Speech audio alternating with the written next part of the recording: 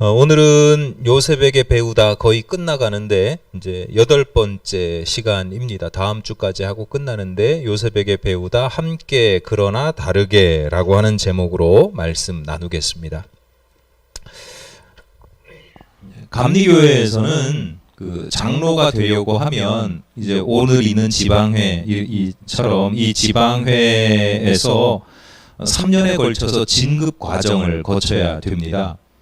이제 공부도 해야 되고요. 또 1년에 몇 과목씩 공부도 해야 되고 그 공부한 것에 대한 시험도 봐야 되고 또 자격 그 면접 같은 걸 봐서 인터뷰 같은 거 면접 같은 걸 통해서 이제 자격을 심사하기도 합니다.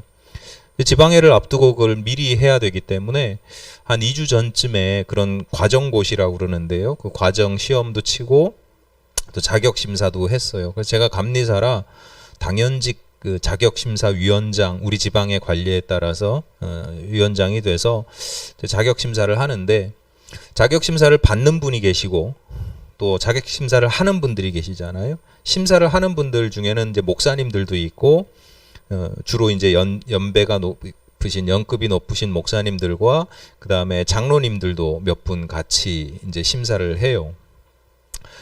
이제 제가 미리 목사님은 어떤 질문, 어떤 주제로 질문을 해주시고 장로님은 어떤 질문으로, 어떤 주제로 좀 이렇게 물어봐 주세요. 이렇게 말씀을 드렸는데 한 분 장로님이 이제 늦게 오셨어요. 미리 사전에 회의하고 오리엔테이션 하는데 참여를 못 하신 거예요. 그래도 뭐 큰 상관은 없으니까 그냥 그렇게 참여를 했는데 그 이제 늦게 오신 장로님이 이제 이번에 새로 신천 장로라고 하거든요. 새로 이제 개척 교회에서 추천을 받아가지고 이분이 이제 올해부터 장로가 될 수 있도록 이제 천거하신 분. 그 신천 장로님들에게 그 장로님이 질문을 하시는데 뭐라고 질문하냐면 권사님 앞으로 장로가 되시면 사회에서 사업을 하거나 이렇게 사회생활에 제약이 생길 텐데 어떻게 하시겠습니까? 이렇게 물어보는 거예요. 심사를 받으시는 분들 중에는 뭐 대기업 이름만 대면 다 아는 대기업의 영업부, 다른 부서도 아니고 영업부 부장님도 계시고 회사의 대표도 있고 또 임원 무슨 이사급 임원 뭐 이런 분들도 계시거든요. 그러니까 우리나라 사회생활상 접대를 해야 될 때도 있고 접대를 받아야 될 때도 있고 어떤 불법적인 일에 대한 요구나 유혹이 있을 수도 있잖아요. 그러니까 장로님이 그렇게 물어볼 수는 없으니까 그런 걸 애둘러 그런 식으로 이제 질문을 하신 거죠. 다행히 그 심사를 받으시는 장로님들은 대답하시기를 이미 장로가 되기 전부터 이미 집사 권사 때부터도 다르게 살아왔습니다. 그런데도 하나님께서 다른 사람들 못지않게 성과를 내게 해주셔서 감사하게 여기고 있습니다. 이렇게 정답을 모범 답안을 말씀하셔서 참 다행이다 이런 생각을 했는데 그 질문하신 분도 장로님이시잖아요. 이분도 사업을 하시는 분인 것 같아요. 그러니까 본인이 힘든 거야. 본인이 장로가 되고 나서 이게 사회생활을 하는데 너무 힘들다는 거예요. 그래서 위로와 권면의 차원에서 말씀을 하신 건데 그분이 하시는 말씀이 그래요.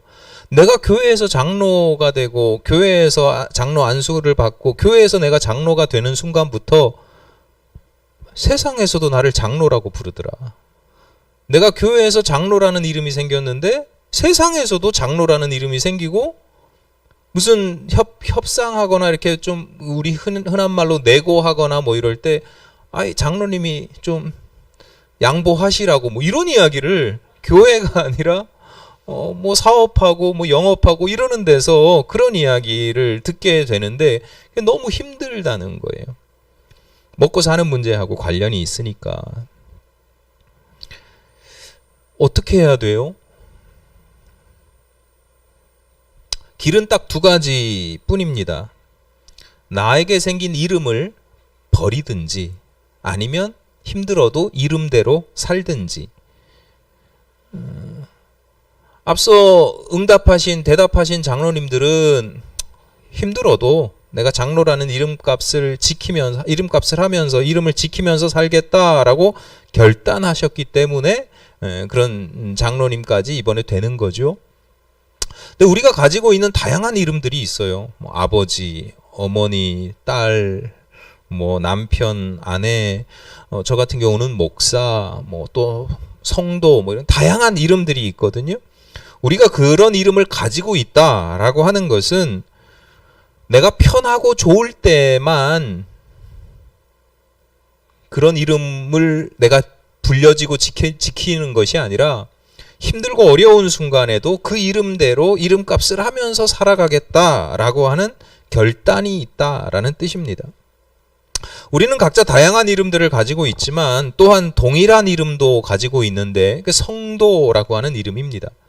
우리 뭐 다 다양하잖아요. 누구는 딸이고 누구는 아들이고 이렇게 다 다르단 말이에요. 누구는 뭐 부장이고 누구는 사장이고 다 다른데 우리 모두에게 동일한 이름이 하나 있는데 성도라는 것이고, 보다 구체적으로 말씀드리면 분당교회입니다. 제가 늘 말씀드리잖아요. 교회는 건물이 아니라 구원받은 성도들의 모임입니다. 그러니까 여러분이 교회예요. 그러니까 분당교회 성도 또는 분당교회라고 하는 이름을 여러분들은 다 가지고 있어요. 그런데 그 이름을 가지고 살아간다는 것, 뭐 그냥 평소에 교회 안에서가 아니라 교회 바깥에서도 그 이름을 가지고 살아가고 이름값을 하면서 이름대로 산다고 하는 것이 마냥 즐겁고 편안할 때만 있는 게 아니고 때로는 힘들고 어려울 때도 있습니다. 예를 들어서 이런 거죠. 내가 교회만 안 다녔어도, 내가 성도만 아니래도. 저도 마찬가지예요. 야, 내가 목사만 아니었으면 뭐 이런 순간들이 가끔 있거든요. 제가 가끔 농담처럼 이렇게 젊은 친구들 같을 때는 예전에 농담처럼 하는 이야기 중에, 야, 너 분당교회 다닌다고 하지 마. 너 어디 저기 저 성당 다닌다고 그래. 막 이렇게 농담처럼 그렇게 하는 경우도 있는데요.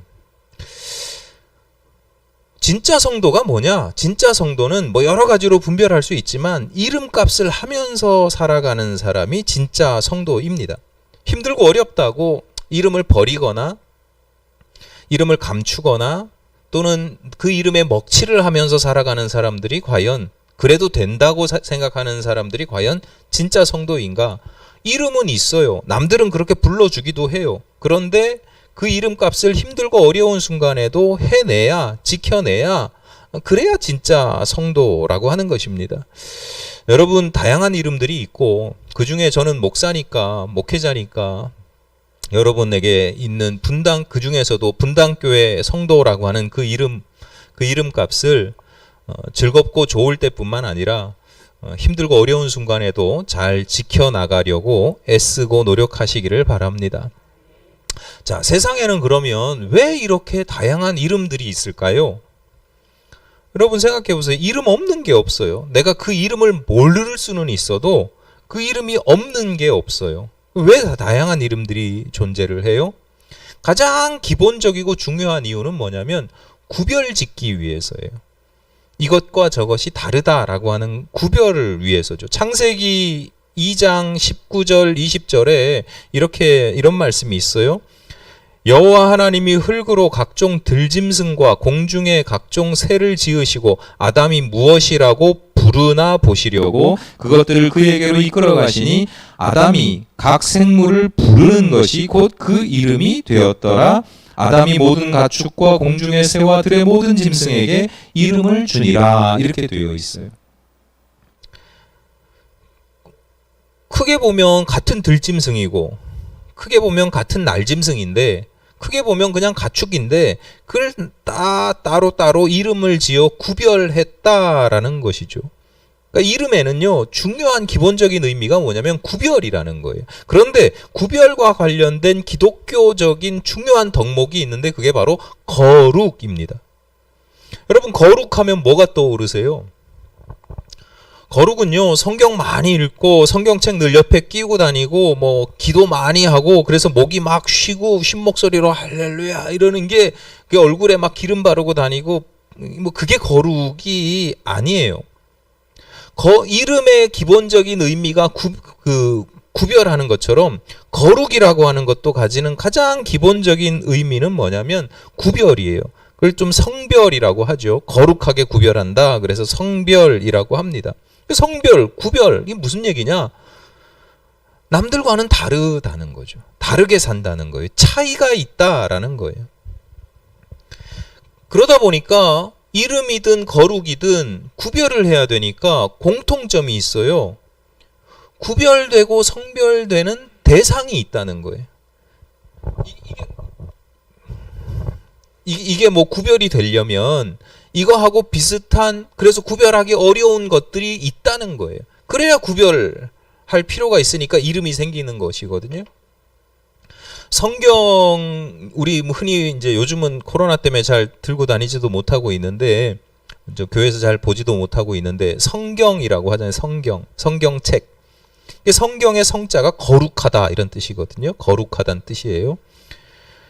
성경책 자체가 이게 성경이 거룩하다라고 하는 것은 이 자체에 무슨 신비한 능력이나 힘이 있어서가 아니고, 세상의 많은 책들, 그 가운데는 경서라고 불리는 사서 삼경 이런 거 들어보셨죠? 그 세상의 경서, 뭐 또 불가에서는 또 불경도 있고요. 뭐 마하바냐, 뭐지 그거? 반야심경, 뭐 그것도 경으로 끝나잖아요. 반야심경, 뭐 법, 뭐 하여튼 그런 거예요. 그런 것들과는 다르게 구별되었다라는 뜻이죠. 여러분 옛날에 영화 같은 거 보면, 외국 영화 같은 거 보면 감옥에 이렇게 수감되어 있는 범죄자들이 뭐 불법적인 물품을 반입하기 위해서 성경책 이렇게 막 파가지고 그 안에 뭐 권총이나 마약이나 뭐 여러 담배나 뭐 이런 것들을 이렇게 감추는 도구로 성경을 사용할 때가 있어요. 그 사람한테 그게 구별된 성경이에요? 그거 그냥 책이에요. 그 사람들한테는 그냥 책이에요. 뭐 얼마 전에는 또 저기 무슨 기업인이 감옥에서 출소하면서 성경책 들고 나오더라고요. 차에 타더니 성경책 옆에다 딱 던져놓더라고. 그 사진 딱 찍고. 그분에게 그 성경이 거룩할까요?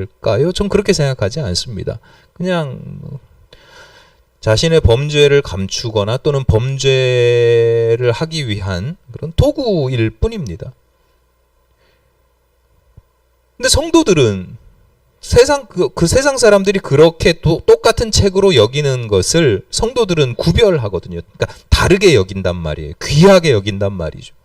성경책 자체가 귀한 것이 아니라 그 안에 말씀이 귀하기 때문에 성경책도 소중하게 여기고, 그 말씀을 거룩하게 구별된 특별한 말씀으로, 세상의 말씀과는 다른 하나님의 말씀으로 여기기 때문에 그 말씀에 순종하는 겁니다. 세상 사람들도 성경 읽어요. 성경 읽는 사람들이 있어요. 그리고 성경 읽고 성경의 내용이 말도 안 되는 이야기다, 거짓말이다, 뻥이다, 사기다 뭐 이러는데도 성도들은 믿고, 그 말씀을 믿고 따르고 순종하고 그 말씀을 이해하려고 하고, 그 말씀의 본질, 본의가 무엇인지를 막 묵상하고 내 삶 속에 적용되기를 소망하고 심지어 그렇게 살아간단 말이죠. 성경 또는 성경의 말씀이 거룩한 이유는요, 기본적으로 성도들이 그것을 세상의 다른 가르침이나 교훈과는 다르게 여기기 때문입니다. 우리가 하는 예배 또는 성례 이런 것도 마찬가지예요. 믿지 않는 사람들이 볼 때는요, 그냥 모임이에요. 집회예요. 행사예요. 방역 지침 뭐 이번에 막 이런 게 있잖아요. 방역 지침에 따르면 행사나 집회예요. 모인다는 거죠. 근데 성도들에게는 세상 만사를 다 제쳐두고 가장 우선하는, 왜 그래? 다르게 여기기 때문이거든요. 헌금도 마찬가지죠. 성도들에게는 헌금을 우리는 예물이라 그런단 말이에요. 하나님께 드리는 예물, 예를 표하는 선물 같은 거예요. 물건 같은 거예요. 근데 세상에서는 그 헌금을 다 그냥 돈이죠, 돈. 그냥 보면 돈이고, 좀 좋게 보면 기부금이에요, 기부금. 강대상, 마이크 뭐 이런 것도 성도들에게는 이게 성구거든요. 거룩하게 구별된 도구 또는 가구 이런 건데, 믿지 않는 사람들이 볼 땐 그냥 가구예요. 가구고 마이크죠. 뭐 같은 것인데요. 똑같은 것인데 보기에 따라 관점에 따라서 다르게 본다는 거예요. 성도들에게 헌금이나 성구나 성물이 거룩한 이유는 그것을 돈이나 기부금 또는 일반 가구와는 다르게 여기고 또 다르게 사용하기 때문입니다. 우리 성도라고 하는 이름 아까 말씀드렸는데 성도도 마찬가지죠. 성도의 성자도 거룩하다는 뜻이에요. 거룩할 성자예요.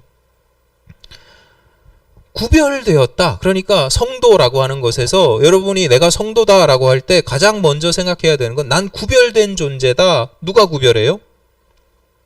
하나님이. 내가 구별하는 게 아니에요. 내가 나를 어떻게 구별해요? 내가 성도라고 하는 건 내가 이미 대상화됐고 내가 이름을 가지고 있는데 내 이름을 내가 짓고 내가 부르는 게 아니거든요.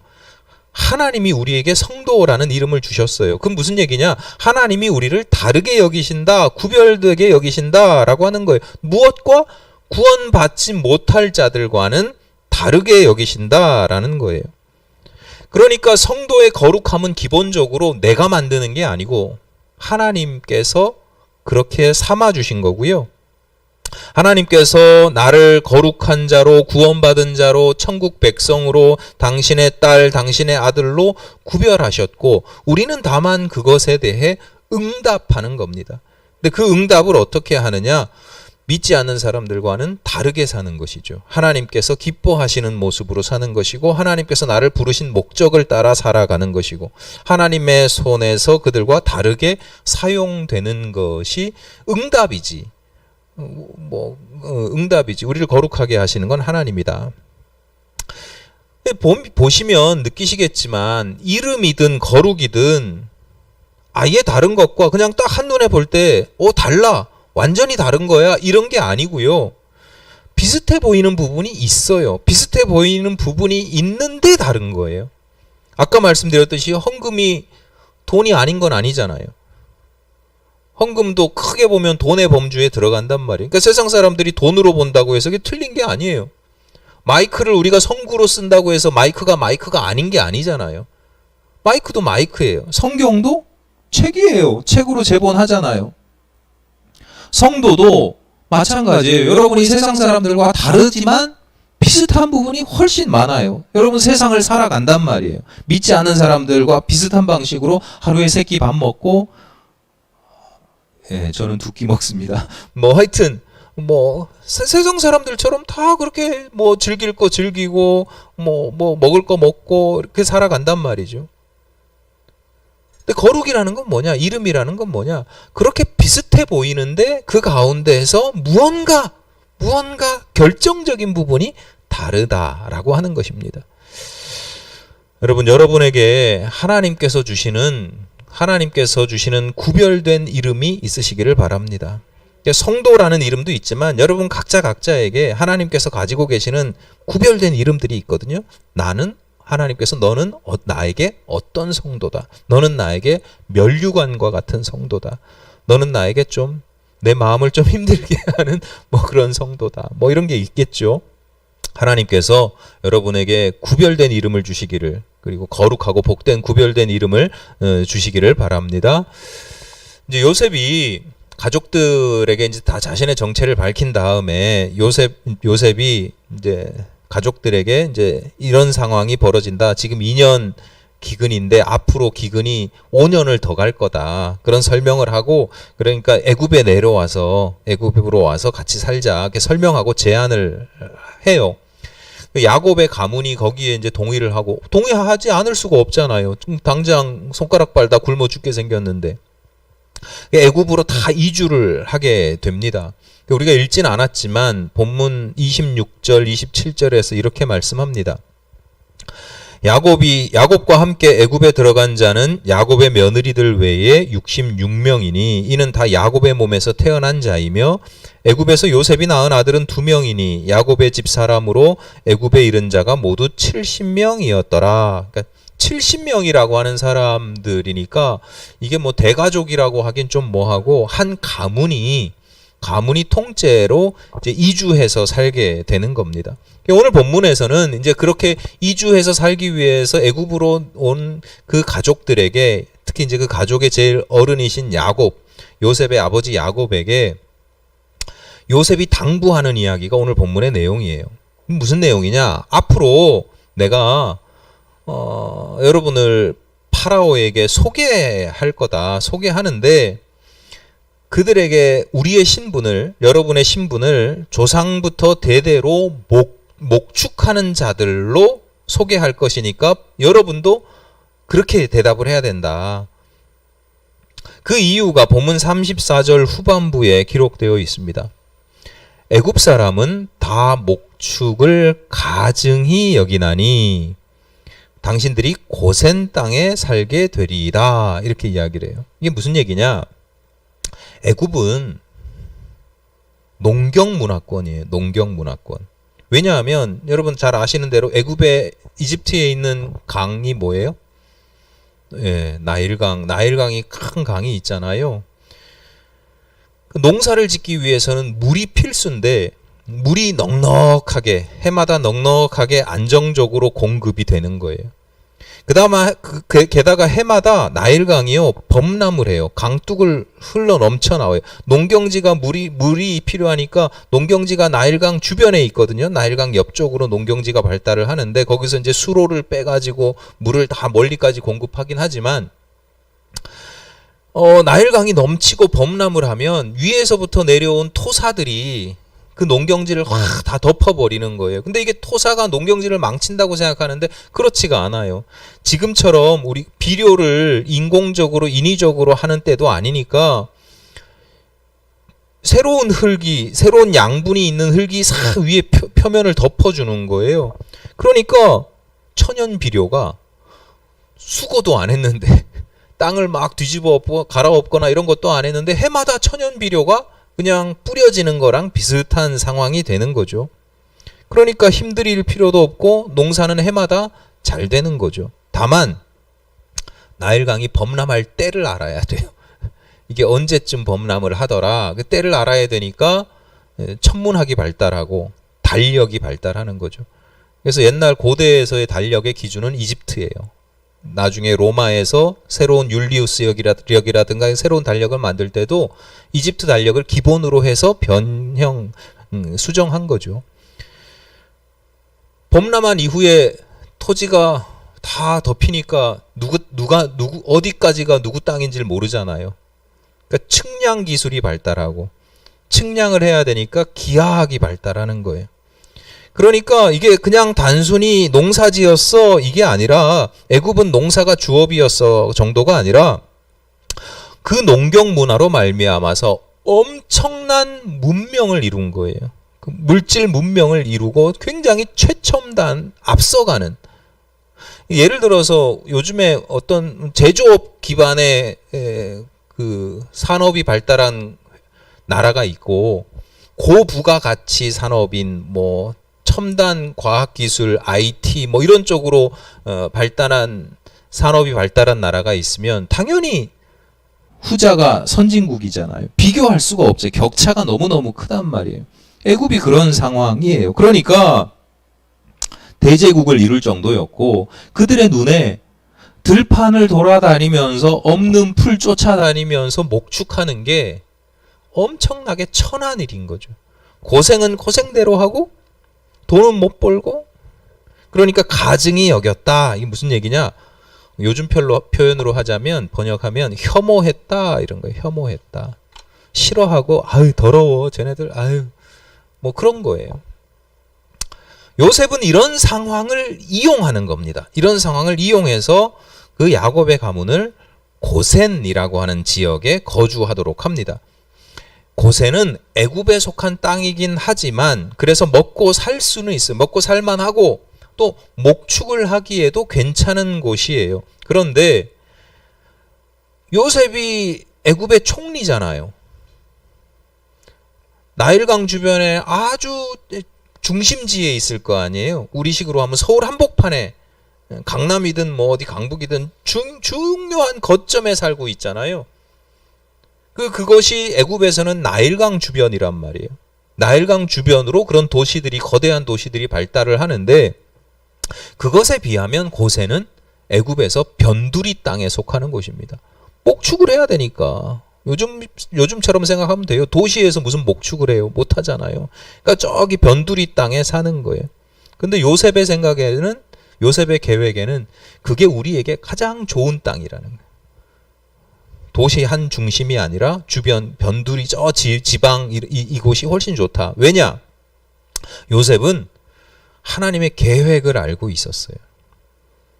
하나님께서 요셉의 증조 할아버지인 아브라함에게 주신 약속이 있었는데 그 약속이 할아버지를 통해서, 아버지를 통해서, 자신을 통해서 하나님께서 우리 증조 할아버지한테 이런 약속을 주셨어라는 게 다 전승이 되어 왔잖아요. 그 약속이 뭐예요? 아브라함에게 주신 약속이, 내가 너희 후손으로 하여금 민족을 이루게 하시겠다. 큰 민족을 이루게 하시겠다라는 거예요. 지금 대가족 또는 한 가문의 정도 크기까지 됐는데 그게 아니라 민족을 이루게 하시겠다. 바다의 모래와 같이 많은 민족을 이루게 하시겠다라는 하나님의 계획이 있는 거예요. 그러니까 요셉이 내가 애굽의 총리가 됐고 그래서 그 가문을 내 힘으로 이주하게 해서 여기서 살 땅을 마련할 수 있을 정도가 되었다라는 건 그 민족을 이루는 일을 하나님께서 나를 통해서 하시는구나 라는 깨달음이 있었던 겁니다. 그런데 민족이라고 하는 건, 민족이 된다고 하는 건 단지 그 자손이 번성하는 것만은 아닙니다. 숫자가 많다고 해서, 후손들의 숫자가 많아진다고 해서 그게 민족은 아니에요. 민족이라고 하는 건요, 같은 민족으로서의 정체성이 있어야 돼요. 여러분 옛날에 그런 얘기 많이 들어보셨을 거예요. 우리는 백의 민족이야. 하얀 옷을 입고 다니는 백의 민족이야. 배달의 민족이야. 뭐 단군의 후손이야. 뭐 이런 것들. 국가라는 것도 마찬가지예요. 나라 국자의 집가자거든요. 그러니까 우리는 하나야라고 하는 이미지를, 그 정체성이요, 계속 되는 게 그게 민족이에요. 그 정체성을 지켜 나가야 되는 거죠. 그런데 요셉은 그 야곱의 가문이 이제는 그 정체성을 잃어버릴 수도 있는 상황이 된 거예요. 왜냐? 애굽에 속해서 애굽 땅에서 살아야 되니까. 그러니까 요셉 입장에서는 우리가 애굽에서 애굽 사람들과 함께 살아야 하지만 하나님께서 우리에게 주신 민족의 정체성을 지키면서 다르게 살아야 하는 거죠. 직업이나 거주지만 다른 게 아니라 직업이나 거주지를 그들이 가증히 여기는 것으로 선택하면서 계속 유지하면서 가장 중요한 건 신앙입니다. 그러니까 유일하시고 전지전능하신 여호와 하나님에 대한 신앙을 지켜가는 것, 하나님의 뜻과 계획을 이루어갈 수 있도록 그 믿음을 지켜가는 것, 이것이 굉장히 중요하고 이게 구별돼야 될 부분이에요. 요셉이 볼 땐 이게 가장 구별돼야 될 부분이에요. 그래서 고생을 자처하는 겁니다. 변두리 땅을 자처하고요, 선진적인 물질 문명과도 거리를 둡니다. 사람들이요, 서울 옛날에 시골에 이렇게 도시에서 떠나서 시골에서 떠나서 이촌향도 도시로 막 향해서 올 때 사람들이 서울에 막 빌딩들, 건물들, 뭐 전차 이런 걸 보면서 눈이 휘둥그레지는 거예요. 그리고 다 그거 나도 저렇게 살고 싶다 이런 생각을 다 가지게 되는 거죠. 그런데 요셉은 그 좋은 걸, 그 편하고 좋고 화려하고 가슴 뛰게 하고 우와 감탄이 나오는 그런 것들을 거리를 두게 하는 거예요. 그런 것과는 풍요로운 삶을 살 수도 있지만 풍요로운 삶에 집착하거나 얽매이지 않고 스스로 고생을 자초하고 스스로 자진해서, 그들이 목축을 한다 그러면 무시하는 거 알아요. 그런데 일부러 무시를 당하는 일들을 하는 거예요. 그렇게 자신들을 애굽 사람들과 구별하고 그래서 거룩함을 지켜내려는 노력이 이 요셉의 이야기 가운데 있는 겁니다. 대조적인 이야기가 있어요. 그 요셉의 아버지 야곱의 비교적 젊은 시절 이야기인데, 야곱이 외삼촌 라반의 집에서 고생하고 이용당하다가 안 되겠다. 그래서 밤중에 내가 야반 도주를 결심하고 도망가야 되겠다. 가족들과 가축들을 다 데리고 어떻게 하면 몰래 도망갈 수 있을까 할 때 하나님께서 하나님의 사자가 나타나서 야곱에게 이렇게 이야기합니다. 성경 넘겨주세요. 네. 나는 베델의 하나님이라. 네가 거기서 기둥에 기름을 붓고 거기서 내게 서원하였으니 지금 일어나 이곳을 떠나 네 출생지로 돌아가라. 야곱이 고향 땅을 떠나면서 출생지를 떠나면서 가장 먼저 베델이라고 하는 곳을 지나면서 고향 땅 근처입니다. 그 베델이라고 하는 곳을 지나면서 하나님께 맹세를 하거든요. 그러니까 그때 고향 땅을 떠날 때의 초심 베델에서의 맹세를 기억하고 아 그래 내가 가야 될 곳이 거기지. 그리고 이제 가족들과 가축들을 데리고 도망을 가요. 근데 얼마 지나지 않아서 문제가 생기거든요. 그 외삼촌 라반이 사흘 후에 뒤늦게 이제 도망갔다는 얘기를 듣고 야곱의 조카들이죠. 그 조카 형제들 사촌 형제들을 함께 야곱을 죽이겠다고 칼을 들고 쫓아옵니다. 가축이나 가족을 가지고 도망가는 사람하고 칼만 들고 쫓아오는 사람하고 누가 빠르겠어요. 곧 따라잡혀요.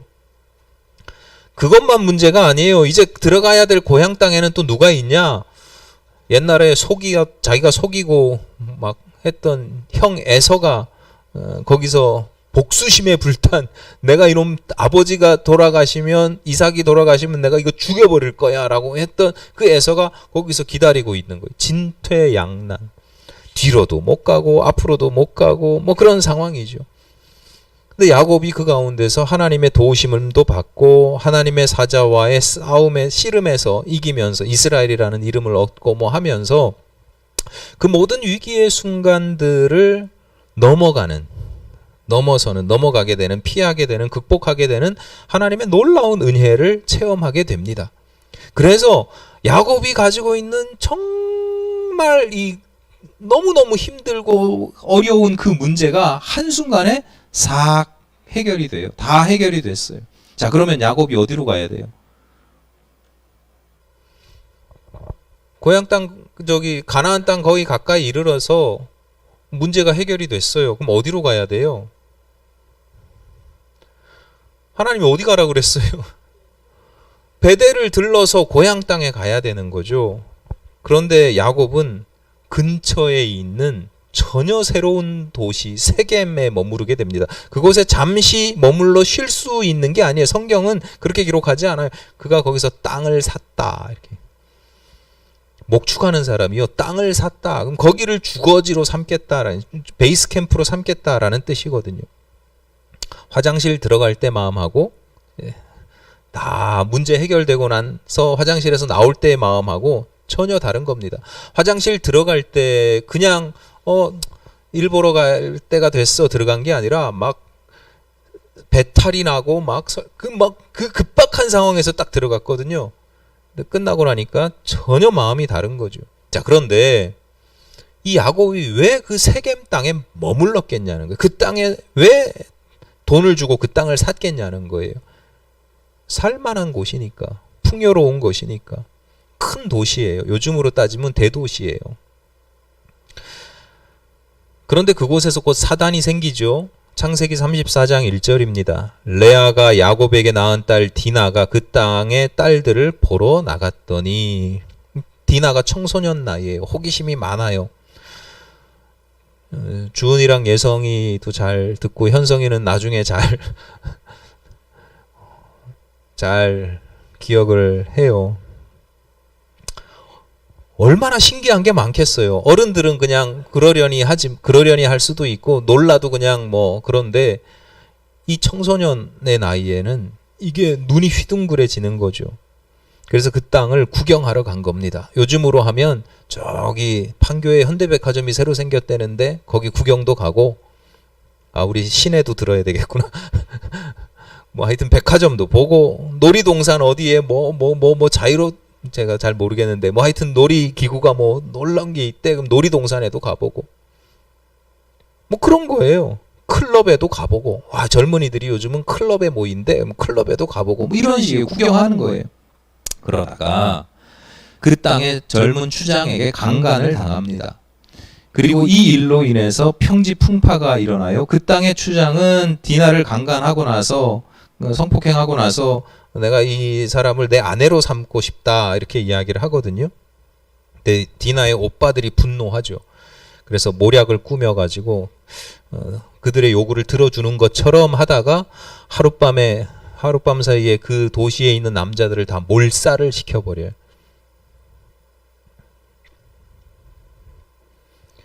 야곱이 그 이야기를 듣고 큰일 났다.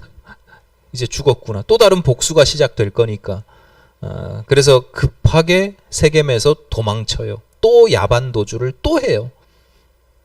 그때 하나님께서 하신 말씀이 창세기 35장 1절에 이렇게 되어 있습니다. 일어나 베델로 올라가서 거기 거주하며 네가 네 형 에서의 낯을 피하여 도망하던 때에 네게 나타났던 하나님께 거기서 제단을 쌓으라.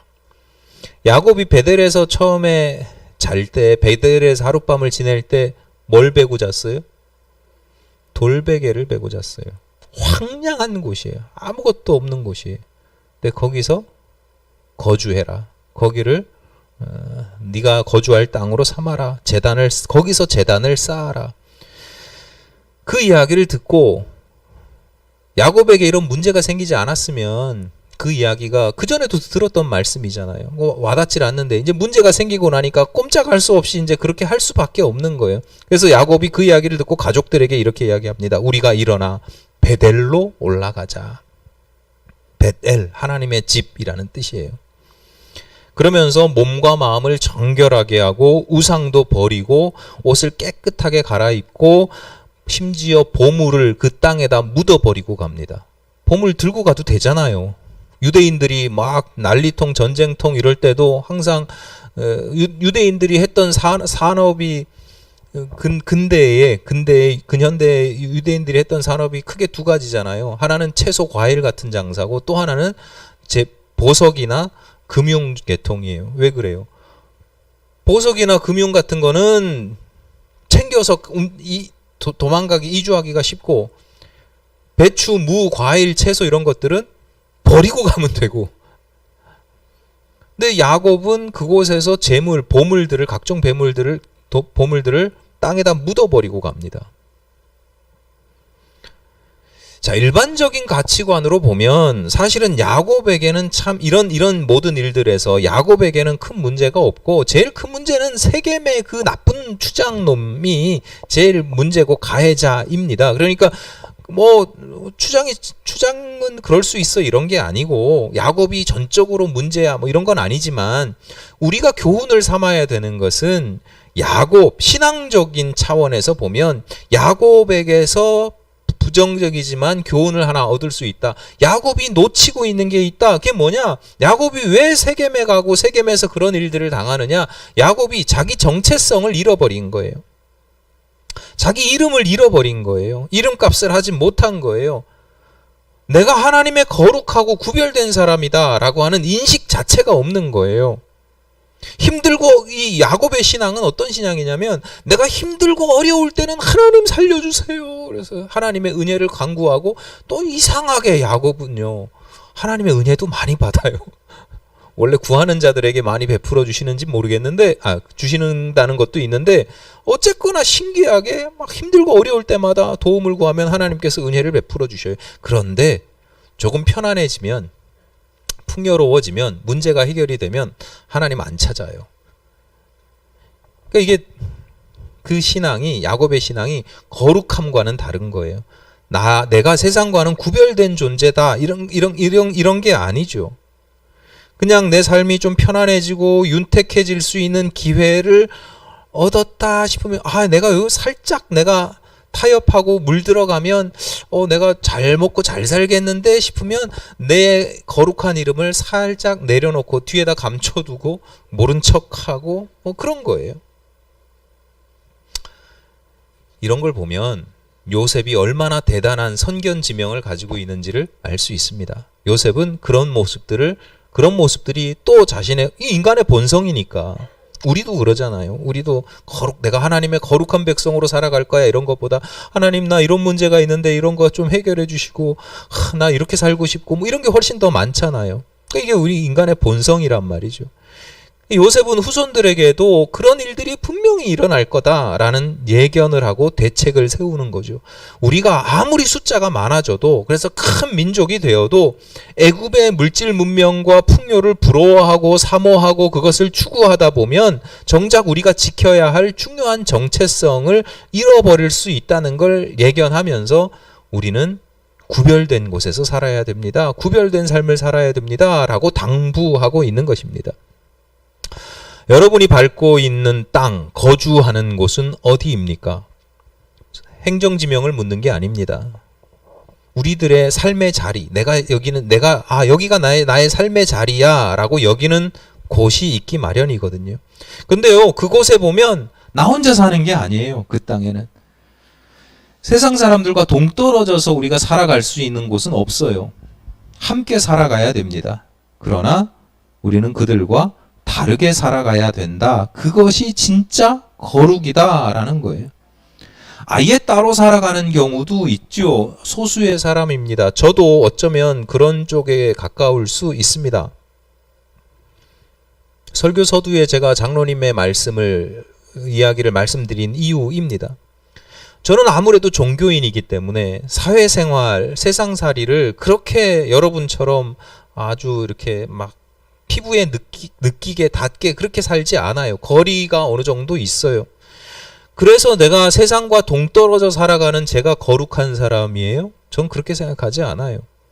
그 세상 속에 살면서도, 그들과 어울려 살면서도, 그들과 비슷하게 살아가는 것 같으면서도 거룩함을 지켜내는 것이야말로 진짜 거룩한 성도다. 그래서 저는 성도님들을 얕잡아 보지 않습니다. 왜 저렇게 살지? 내 입장에선 그렇게 생각할 수 있지. 근데 그 삶의 자리에 들어가 보면요, 정말 힘든데 고군분투하는 경우도 종종 있거든요.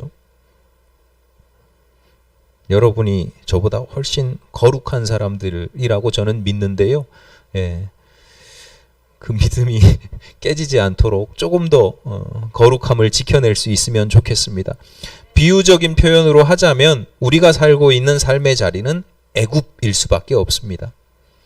그래서 우리의 시선과 마음을 빼앗는 많은 것들이 있습니다. 눈이 휘둥그레지는 게 있고, 나도 저렇게 살고 싶고, 저렇게 해야 바른 것 같고 옳은 것 같고 뭐 이런 것들이 있어요. 그 가운데 함부로 쉽게 물들지 말고 성도라고 하는 이름, 거룩이라고 하는 신앙의 가치를 지켜낼 수 있으시기를 바라는데, 이게 쉽지 않아요. 힘들어요. 외로워요. 어려워요. 그래도 그 가운데 다르게 구별된 삶을 살아가시기 위해서 분투하시고, 그 가운데 하나님께서 이겨낼 수 있는 힘과 능력과 은혜를 더하여 주시기를 간절히 축복합니다. 기도하겠습니다. 하나님, 저희들에게 거룩이라고 하는 이름을 허락하시니 감사합니다. 하나님의 그 구별 지은 그 이름에 따라 저희들이 하나님의 뜻에 따라 바르게 응답하며 살아가게 하여 주옵소서. 예수님 이름으로 기도드립니다. 아멘.